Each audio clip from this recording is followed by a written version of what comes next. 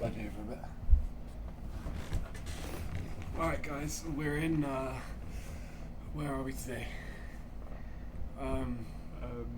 Murdo, we're in Murdo today, and as usual, it was difficult to convince James to film this vlog at all.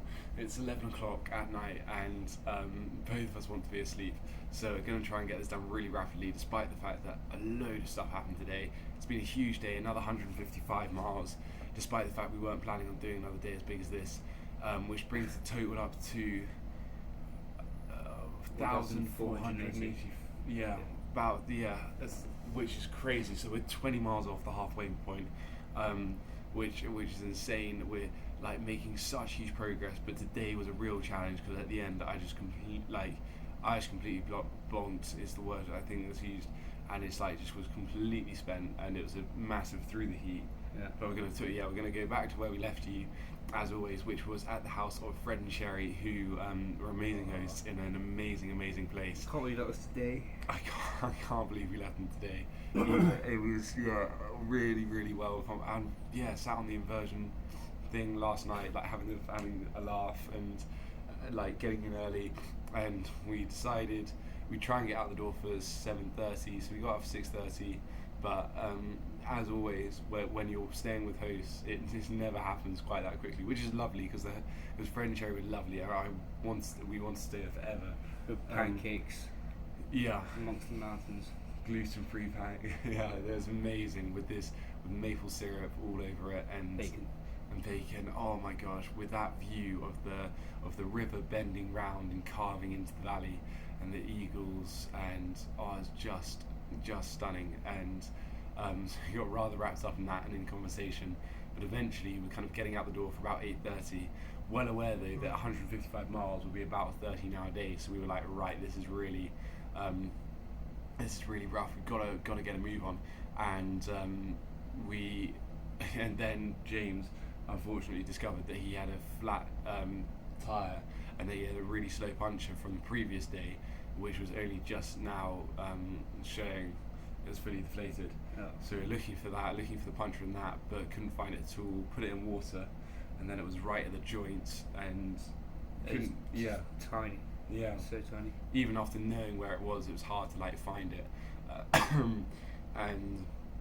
But anyway, I eventually got that fixed and replaced, and we set off down this awesome 10% gradient hill, which I was having so much fun on yesterday, and we left each other like a load of room so we could like each just absolutely attack it. And I had free falling going on despite Spotify Free's attempts to stop it, and I had the GoPro on, and it looks awesome. And I've always said I'm going to try and get the footage up, but I will the day after tomorrow when we have the 70-mile day. I'm not going to do anything that afternoon. We're just going to have it to ourselves to just relax, because goodness knows we made use of the days that we've had so far. And that was an awesome start to the day. It was 700 feet of our decline just like gone, but it was an awesome start to the day. I was buzzing, had my music in. I had a bit of a come down after that. I was just like not listening to anything because I was really like mellowed out after the hill was behind us. But we went through the city.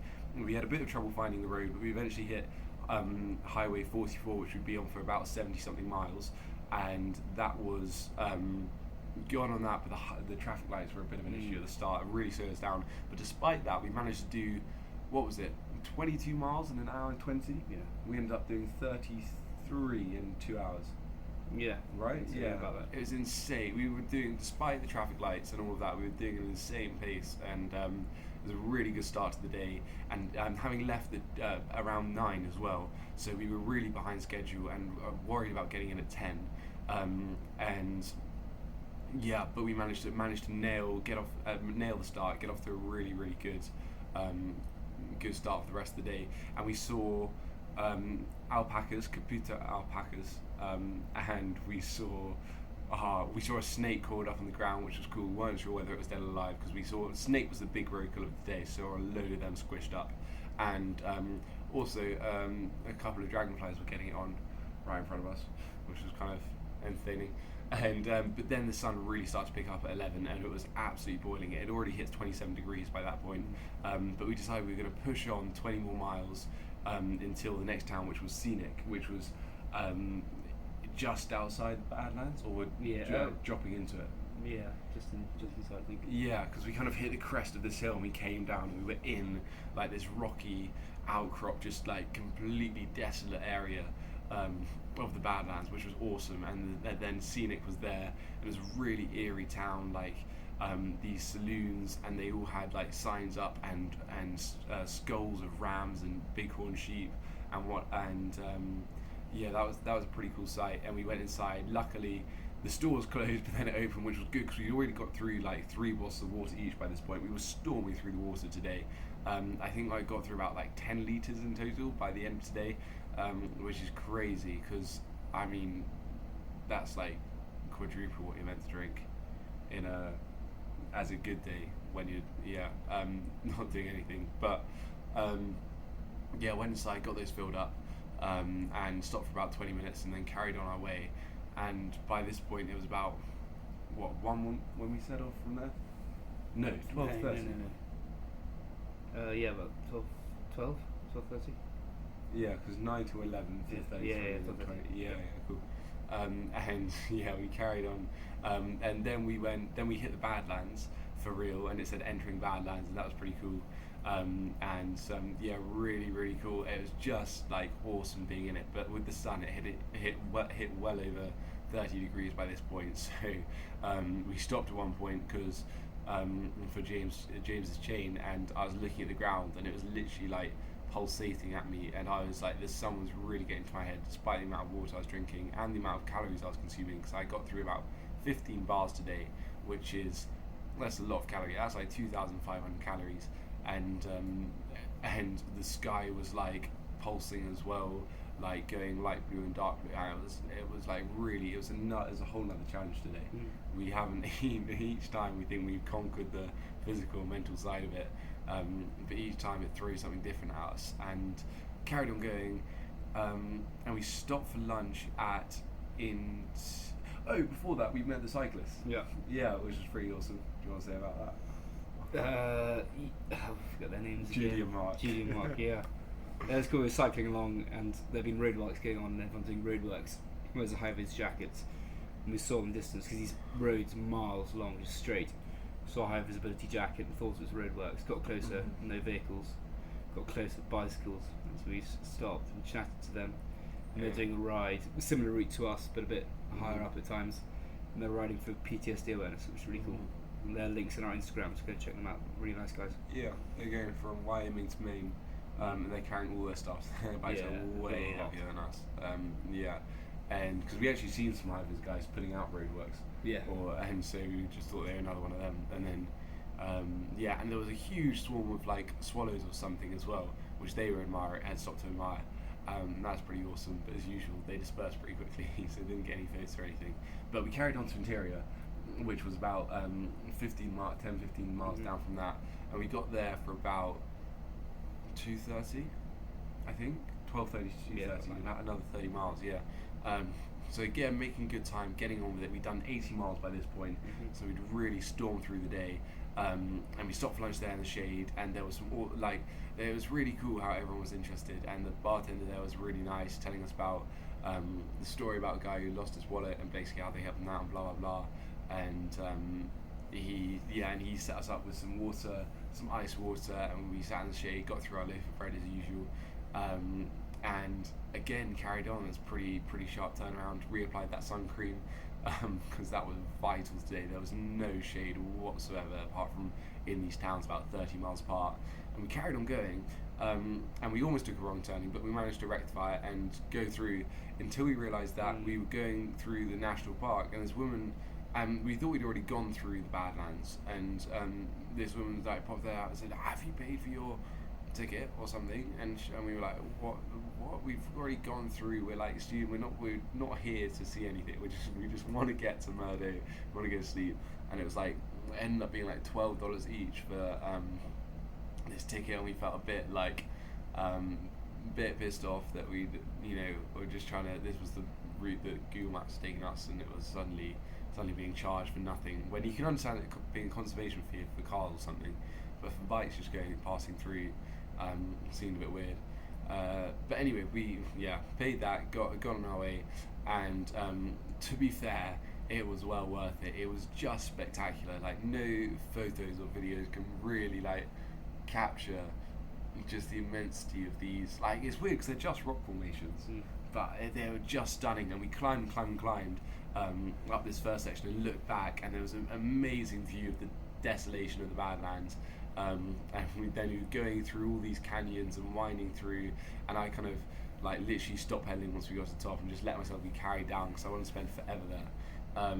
But anyway, we carried on going, got out of these Badlands. I could go bang on about them for hours because they were just stunning, and hopefully try and get some photos up later.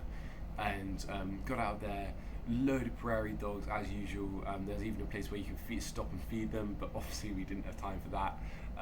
And carried on going until we hit the I-90 and turned right along the service road, which was really like up and down, and whereas the I-90 is kind of like you go up for like a few miles and then you kind of go down for a few miles, etc.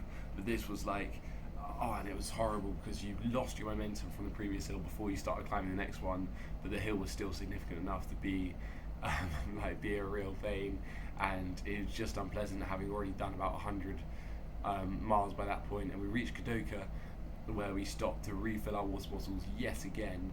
So it's like the third time refilling all our like huge water bottles, and that was having done 110 miles with 43 to go. Yeah. Around that. And we stopped there, filled up, refueled again, literally for 5-10 minutes, and again carried on our way. And as we were going along this time, we saw for the very first time a live snake just kind of what do they do? Slithering across the road. I was like, whoa, hold up. And it was we literally passed less than a foot from it. It was like really scary, and we went back to take the photo and to prove it was like alive as opposed to all these squished ones that we've seen before. And I was looking down at my phone to see if the video had come out, and then Gina says, wow, it really blends into the grass, doesn't it? I looked up and the snake had vanished. Like literally I could not see it for the life of me, and that was terrifying. That was considering we put our bikes down in the grass before and just sat down and chilled out there, like the stuff that can be hiding in there was really worrying. But anyway, carried on. Also saw another bald-headed eagle, which was amazing just how they're just out and about here. Some more deer, small prairie dogs, becoming a bit of a normality now. And again, up and down these hills. We stopped again at Stamford, which turned out to be nothing, so we just stopped at the top of the hill for 5 minutes before carrying on for the final 20 miles. And it was at this point that I completely lost it. Like I was just pedaling on absolutely nothing and completely bonked out. It was all I could do to keep going. And James said, I looked at him at one point, we were cycling for about another hour, and he was like 5 more miles. I was like, you've got to be joking. And we reached the crest of this hill after a couple more miles, and we saw the lights of Murdo in the distance, and it was spectacular. It was just the most welcome sight so far this trip. One of the toughest days for sure. Yeah. And crossed the I-90, sailed down. I just stopped pedaling again and let myself be carried in. It was amazing. The Sioux Motel, which is SIOUX, which we're actually staying at Sioux Falls and Sioux City in about 3 or 4 days from now. So I don't know why this is called Sioux Motel. I had to double check and triple check on Expedia that this was actually in Murdo.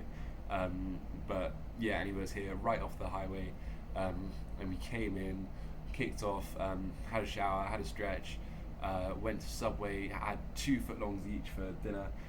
Delicious. They did steak, egg and cheese, which was meant to be for breakfast. They didn't have any egg, so they said they substituted it with bacon, and we were like, yeah, sure, that sounds amazing. So we did that, loaded up on the veg as usual, and yeah, here we are, absolutely stuffed, shattered. Like I'm just trying to like get out as quick as I can so we can get to bed.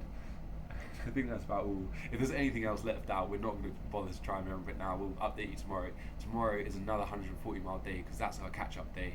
After that, we should be back on track, and it should be a few easier days from there. Yeah. All downhill from here. Tomorrow's 2800 downhill, 1800 uphill, which is brilliant.